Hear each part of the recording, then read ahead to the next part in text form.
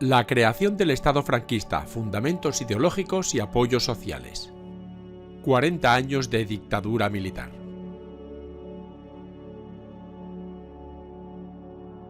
Y empezaremos como siempre con una pequeña introducción. La victoria de Francisco Franco en la Guerra Civil acabó con la primera experiencia democrática de España, la Segunda República, e implantó el franquismo, un nuevo sistema político, ideológico y social de carácter fascista y dictatorial que duró mientras su líder estuvo vivo y que durante toda su vigencia se caracterizó por la durísima represión ejercida contra sus opositores. Esta dictadura militar y eclesiástica de corte tradicional es conocida también con el nombre de nacionalcatolicismo. Su columna vertebral fue el ejército, aunque también compartió el poder con otras élites principalmente relacionadas con la Iglesia católica. Nacido de una guerra civil que acabó con el sistema democrático de la Segunda República, el franquismo siempre arrastró la carencia de legitimidad ante otros países y ante muchos españoles. El mandato de Franco pasó por diferentes etapas. En sus inicios fue una dictadura totalitaria hasta 1945. Desde esa fecha hasta finales de los 50 se convirtió en una dictadura católica y a partir de entonces mutó en una dictadura tecnocrática que llevó a España, gracias a la apertura económica, al desarrollismo de los años 60. El franquismo careció de una constitución y se rigió por una serie de leyes denominadas por el mismo régimen como leyes fundamentales del reino, que fueron surgiendo en distintas fechas y se fueron adaptando al cambio de los tiempos. Su gran éxito fue su longevidad, gracias a que fue adaptándose a las diferentes circunstancias internacionales y al surgimiento de la Guerra Fría. Estados Unidos necesitaba aliados contra la expansión de las ideas comunistas promulgadas por la Unión Soviética, encontrando en Franco un aliado incondicional. Este es un mapa especificando el marco geográfico del tema que estamos estudiando. Y esta es una tabla cronológica con los acontecimientos más importantes del periodo. Precisamente esta misma tabla está en nuestra web yucam.com junto con los apuntes, su anexo y un práctico mapa conceptual muy útil para comprender el tema de un solo vistazo. Allí te podrás descargar todos estos elementos.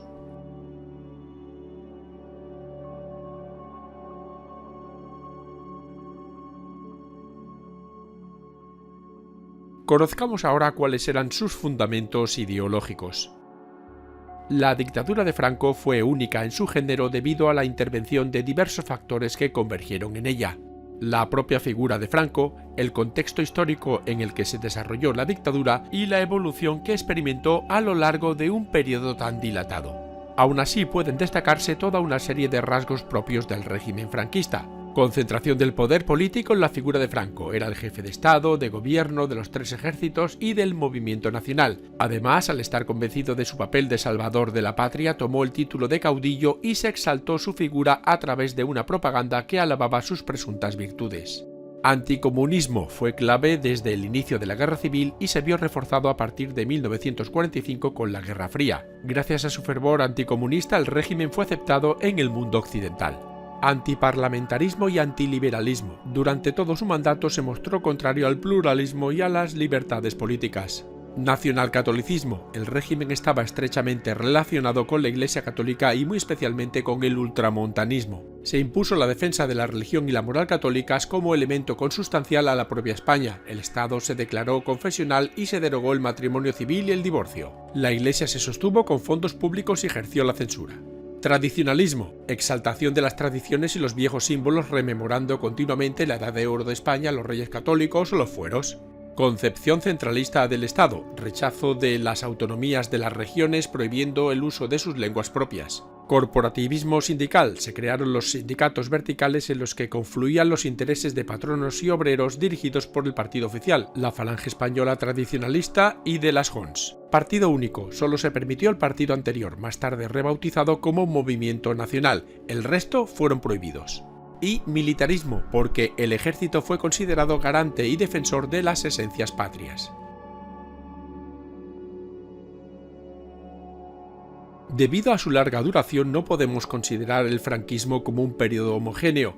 Manteniendo lo sustancial fue adaptándose a las distintas coyunturas internacionales. Igualmente fue un sistema que se fue haciendo poco a poco, creando las leyes y las instituciones que se iban necesitando con el paso de los años.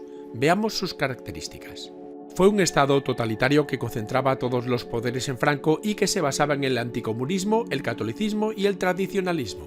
Se estableció un partido único que durante el franquismo se fue transformando en el llamado Movimiento Nacional.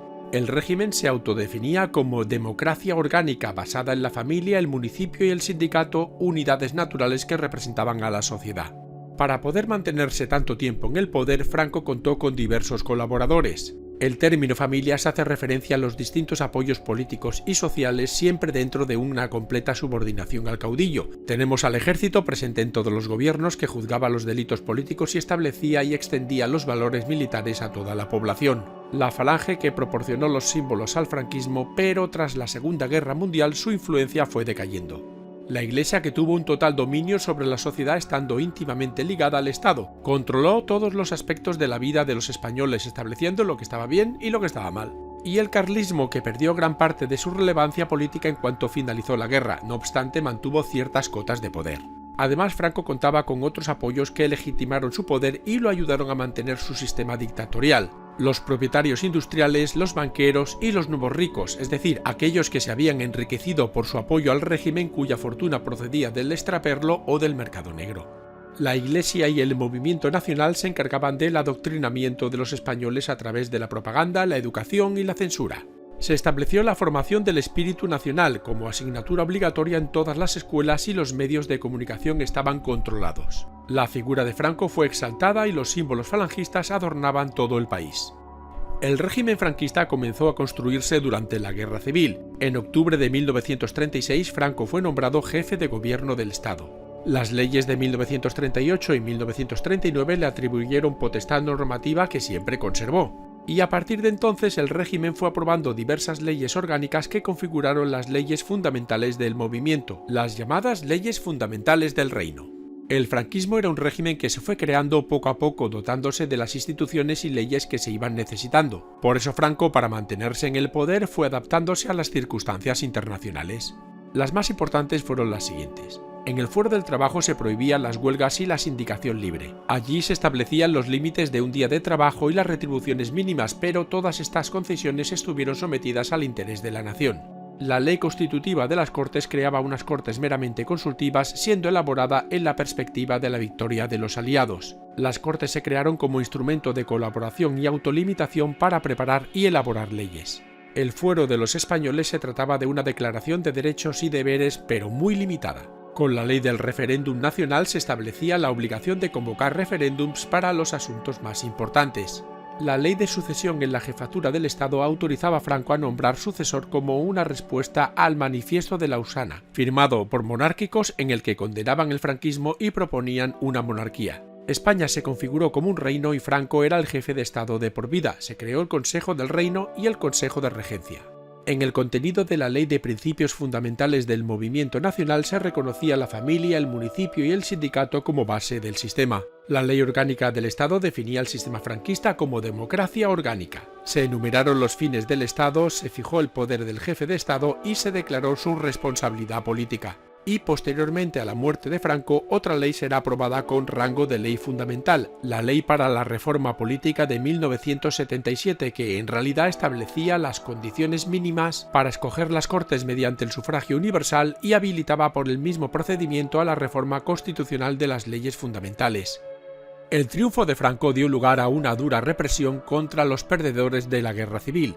En el interior de España el estado de guerra continuó hasta 1948. Hubo un gran número de exiliados, de los cuales 30.000 terminaron en campos de exterminio nazis.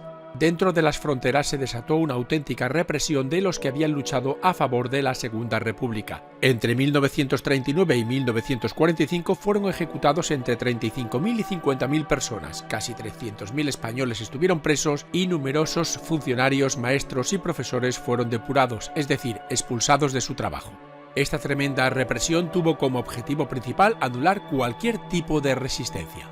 Se llevaron a cabo ejecuciones sumarísimas y se estableció la Ley de Responsabilidades Políticas, que abrió la vía para una feroz represión de quienes prestaron apoyo activo o pasivo a la República, además de la Ley de Represión del Comunismo y la Masonería.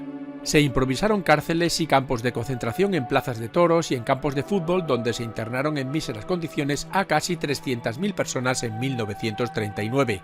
11 años después, en 1950, aún estaban presos en España 30.000 personas por motivos políticos. Y aún hoy hay más de 150.000 personas desaparecidas enterradas en las fosas comunes de los cementerios y en las cunetas de las carreteras. La única oposición estuvo representada por los maquis, unas guerrillas refugiadas en las áreas de montaña. Gran parte de los grandes intelectuales, artistas y escritores que habían formado la Edad de Plata de la cultura española tuvo que emigrar. El nuevo gobierno franquista destituyó a más del 60% de los profesionales de la enseñanza y la práctica totalidad de los intelectuales de la generación del 27 y los más notables científicos y artistas perdieron la vida o se vieron abocados al exilio. La evolución política del régimen estuvo condicionada por la Segunda Guerra Mundial y sus consecuencias. Al inicio del conflicto, el franquismo simpatizó con Alemania e Italia, pero se declaró neutral. Cuando las potencias del eje se perfilaron como vencedoras, adoptó la actitud de no beligerante, es decir, que se declaró abiertamente partidario del bando alemán, lo que implicó una colaboración. La División Azul, formada por voluntarios, fue un cuerpo de soldados españoles enviado a la Unión Soviética para combatir junto con los alemanes. Esta medida la justificó el régimen como una lucha contra el comunismo. En esos momentos la Falange era hegemónica y en ella destacaba Ramón Serrano Suñer, hombre fuerte del franquismo por esa época. Pero en 1943 las sucesivas derrotas alemanas hicieron variar la postura de Franco, que volvió a la más estricta neutralidad y se alejó de los países del eje. El régimen trató entonces de lavar su imagen, reduciendo el protagonismo de los falangistas y de los símbolos fascistas. Es por eso por lo que los falangistas perdieron influencia a favor de los católicos, que los sustituyeron en el gobierno. La derrota de Alemania provocó que Franco, para adaptarse a la nueva situación internacional, nombrase un nuevo gobierno en el que potenció los ministros católicos y prescindió de los falangistas, más duros y fieles partidarios de la Alemania nazi. De esta manera intentó suavizar el régimen ante los ganadores de la Segunda Guerra Mundial. Pero estos aplicaron una política de aislamiento internacional en los años 40 y 50, negando a España su entrada en la Organización de las Naciones Unidas. Fueron años muy duros para los españoles, años de hambre y de fuertes carencias. Después de la guerra civil, la contienda en Europa y el aislamiento obligaron a Franco a adoptar una política de autarquía cuya finalidad era hacer de España un país autosuficiente. La agricultura mantuvo su baja productividad, lo que provocó carestía. Por si fuera poco, los agricultores tuvieron que entregar una parte de sus cosechas al Servicio Nacional del Trigo para tratar de asegurar el abastecimiento. La industria estuvo marcada por el intervencionismo total del Estado. Se redujeron las importaciones, se limitaron las inversiones extranjeras y se subvencionó la industria. Se creó la Ley de Protección y Fomento de la Industria Nacional y el Instituto Nacional de Industria, el INI, que promovió la nacionalización de empresas como Renfe y Telefónica. También se crearon industrias en sectores estratégicos. Y el comercio exterior estuvo caracterizado por el control estatal y la corrupción. Para asegurar el aprovisionamiento de productos de primera necesidad, se estableció el racionamiento a través de una cartilla, lo que favoreció el mercado negro o extraperlo. En resumidas cuentas, que la autarquía fue un fracaso económico, social y político. Al avanzar la Guerra Fría, las potencias occidentales vieron en España un aliado frente al bloque comunista y rompieron su aislamiento. Los intereses de los Estados Unidos convirtieron a nuestro país en un aliado contra la comunista Unión Soviética. España ingresó en la ONU, se firmó el concordato con la Santa Sede y el Pacto de Madrid con Estados Unidos, y ese mismo año los norteamericanos empezaron a instalar sus bases militares en nuestro país a cambio de una importante ayuda económica. Por tanto, a comienzos de los años 50 la situación internacional cambió y España pudo salir de su aislamiento. Esto y el agotamiento del modelo autárquico impulsaron una cierta liberalización económica que se impuso con la llegada al poder de los tecnócratas. Y así se inició una nueva etapa, el desarrollismo. El aperturismo político requería cambios que Franco emprendió cuando se incorporaron los ministros del Opus Dei, Mariano Navarro y Alberto Ullastres, los denominados tecnócratas. Su proyecto consistía en modernizar el país sin alterar las esencias del franquismo. Se reformó la administración pública buscando una mayor eficacia y se inició el aperturismo económico. Se aprobaron leyes que corroboraban los principios de la democracia orgánica, así como la ley de prensa, la ley de libertades religiosas o la ley de educación. Y en 1969 Juan Carlos de Borbón fue nombrado sucesor de Franco para un futuro. El aperturismo político y las consecuencias negativas de la autarquía hacían insostenible la situación económica del país. Es por eso que los nuevos ministros tecnócratas como Laureano López Rodó propusieron sustituir el intervencionismo económico por la economía de mercado. Con el plan de estabilización se eliminaron las trabas al comercio buscando capitales externos. Esto provocó inicialmente una fuerte recesión, pero a la larga tuvieron un efecto positivo, viviéndose lo que se denominó el milagro económico español. Las bases de este crecimiento económico fueron la llegada de divisas que permitió equilibrar la balanza de pagos proveniente de tres fuentes: la inmigración, el turismo y la inversión extranjera. Los sectores económicos que propiciaron este despegue fueron los siguientes: la industria, que experimentó un crecimiento creándose los planes de desarrollo económico y social y los polos de desarrollo para reducir los desequilibrios territoriales. El turismo aumentó por el sol, las playas y los precios de España. Sin embargo, la agricultura sufrió un atraso, lo que obligó a introducir la mecanización en las tareas agrícolas. Se había producido la revolución agraria. Pero los cambios económicos y sociales no fueron acompañados de transformaciones políticas. No obstante, se apreció cierta tolerancia sin que desapareciese la dictadura ni la represión. La ley de prensa de Manuel Fraga, que supuso la desaparición de la censura previa y cierta permisividad, la ley orgánica del Estado, la última de las leyes fundamentales que separaba la jefatura del Estado de la presidencia del gobierno, y la ley de sucesión en la que Franco nombró al príncipe Juan Carlos su sucesor en la jefatura del Estado a título de rey, con la clara intención de dar continuidad al régimen. El desarrollo económico trajo consigo el nacimiento de la sociedad de consumo, así como cambios demográficos. El país pasó de ser agrario a industrial, con una gran inmigración a otros países y migraciones interiores. El éxodo rural fue un fenómeno fundamental y masivo, emigrando los ciudadanos del campo a las ciudades, por lo que hubo una gran urbanización. La sociedad experimentó un cambio en sus valores y se introdujeron nuevas modas. La llegada masiva del turismo extranjero hizo que creciera la liberalización de las costumbres, la práctica religiosa disminuyó y las mujeres se fueron incorporando al mundo laboral. Todos estos cambios condujeron a la crisis del régimen, acentuando su descomposición. Y todo ello provocó el final del franquismo. La mayor preocupación del entorno de Franco era asegurar la continuidad del régimen tras su muerte. Frente a esta intención se alzó la creciente oposición democrática, que solo encontró represión. La Iglesia fue distanciándose del régimen a partir del Concilio Vaticano II y las acciones terroristas del grupo armado ETA se incrementaron. El régimen se debilitó por la aparición de dos tendencias dentro de él: los inmovilistas y los aperturistas. Los primeros eran partidarios de conservar las esencias del movimiento nacional, siendo su representante más destacado Luis Carrero Blanco. Los aperturistas, por el contrario, creían necesario un cambio gradual, creando asociaciones políticas, una especie de partidos políticos restringidos. En 1973, Franco nombró jefe de gobierno a Carrero Blanco, que ese mismo año fue asesinado por ETA, la famosa Operación Ogro, y con su muerte desaparecía la figura clave para dar continuidad al régimen. Franco nombró entonces a Carlos Arias Navarro como nuevo presidente del gobierno. Este último osciló entre concesiones al aperturismo, el espíritu del 12 de febrero, y el retorno al autoritarismo, ejemplificado en el caso Añoveros o la ejecución de Salvador Puig Antich. Desde entonces creció la conflictividad social y la contestación política. La oposición se organizó para el cambio que se suponía inmediato. Aumentaron los atentados de ETA, a la que se unieron los perpetrados por Grapo, y en respuesta se creó la ley antiterrorista, que se aplicó ejecutando a 5 terroristas. Franco, cuya enfermedad se agravó en 1974, murió el 20 de noviembre de 1975.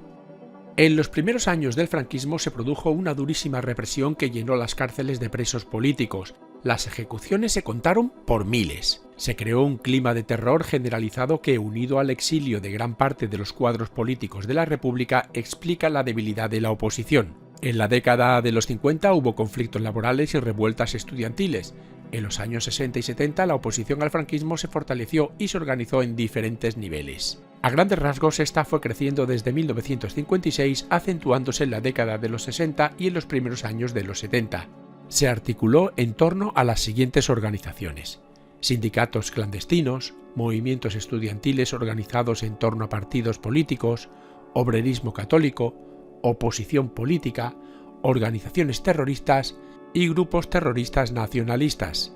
Pero los últimos años del franquismo ahondaron la división interna entre los propios franquistas. Por un lado estaban los partidarios de la liberación política y por el otro los inmovilistas, conocidos como el búnker.